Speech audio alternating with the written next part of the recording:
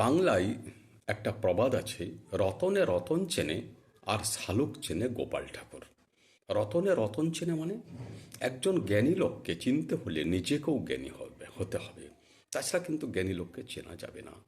এরকম বহু আছে, যেমন সুভাষচন্দ্র বিবেকানন্দকে চিনেছিলেন, রবীন্দ্রনাথ চিনেছিলেন মহাকবি কালিদাসকে, গিরিশচন্দ্রকে শ্রীরামকৃষ্ণদেব চিনেছিলেন, শ্রীরামকৃষ্ণদেবকে চিনেছিলেন লাটু মহারাজ। এমন অনেক দৃষ্টান্ত আছে। যারা রবীন্দ্রনাথকে ভালোবাসে তারা গীতাঞ্জলি বোঝে, গীতাঞ্জলি পড়ে।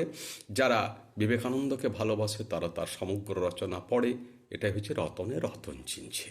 আর শালুক চেনে গোপাল ঠাকুর মানে গোপাল ঠাকুর হচ্ছে তারাই যারা কে জ্ঞানী কে মূর্খ ওসব খবর রাখে না, ওসব বিচার শক্তি তাদের নাই।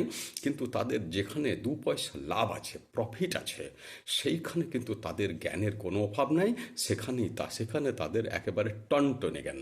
তাই বলা হয় রতনে রতন চেনে আর শালুক চেনে গোপাল ঠাকুর।